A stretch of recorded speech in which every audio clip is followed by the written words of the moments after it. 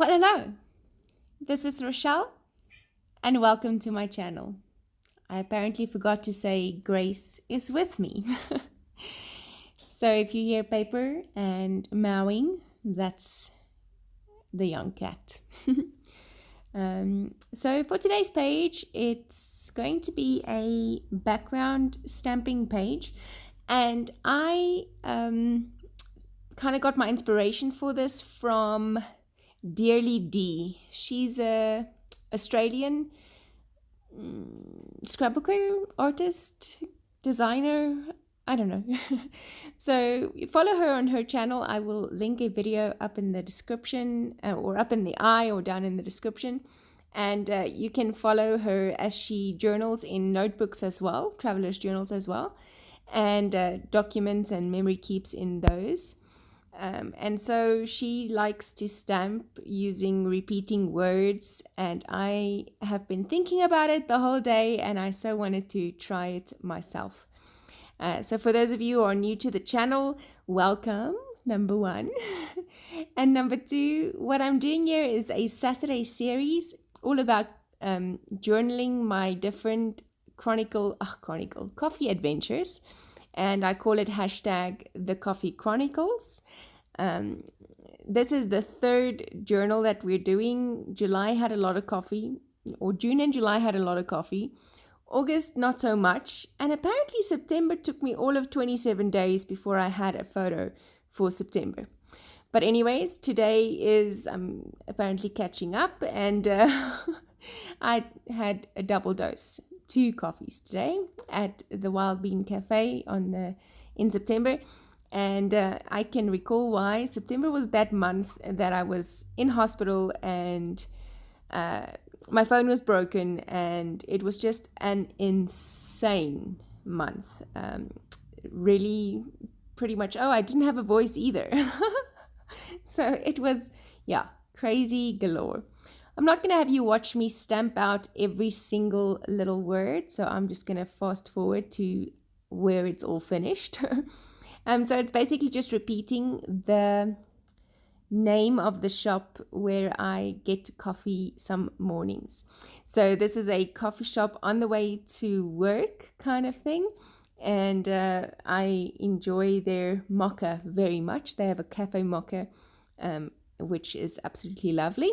And although I'm not going to even lie and be all holier than thou, I did buy these initially both for me. I did, on my way to work, decide that one should definitely go to a very good friend of mine who was doing Adventure Week at this time. She is a kids church or children's church administrator, and we had a week of break in September, and she did a program with the kids that we call Adventure Week. And as I was driving and I had these 2 coffees, I thought of how exhausted she must have been on this particular Friday, which was the last day of this Adventure Week. And so I decided definitely she deserves a coffee. So, I'm not going to lie. My initial intentions were not to share, but I did end up sharing. So these are all-purpose inks, and this is a champagne color, and I used it in the Wimpy Coffee Chronicles as well, over the words. And here I just put some splatter, which just gave very nice background effect to this page. And then I have these scraps of paper, and they're various papers with various textures, and some have stitching, some have embossing, some are homemade paper, or not homemade paper, handmade paper. So they have like pieces of leaves, etc., stuff like that in. Just really beautiful paper. And so I went through this and tried to find something that I can mat my photo with, without it overwhelming the background. I really wanted that Wild Bean Cafe to kind of still be evident in this page. And so after backing it on the right-hand side, my photo, I decided to also do my title on the left-hand side in the same way. And so I repeated the pattern on the left-hand side. But after doing so, I kind of changed my mind and wanted to add some tags or something that I could write on, so that I didn't want to journal too much. It had all this Wild Bean Cafe goodness on here. So I didn't want to journal super much, but I did want to have something that I could write. Just some days calls for a double dose kind of thing on. And so I found these round tags with a gold embossing on the outside. So a circle around the tags in gold. Oh my goodness, I'm stumbling over my words today. And so I'm writing there, some days needs a double dose. And then I wanted to use these Felicity Jane. They like a leather, faux leather type alpha. And it had these these numerals on, and I wanted to use the 2. And again, faffing around, seeing how I want it before I actually stick it down.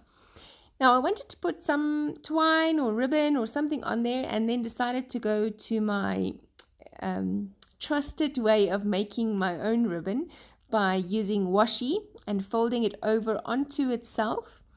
In this case, I needed a thinner strip of ribbon or washi, and so what I did is I just stuck it over onto itself, then cut it very very loosely in the middle, and then just folded it into this tag. I did battle a bit with the second one just because my fingers are tired. And yeah, so fussing to get that through, but then it looked quite nice.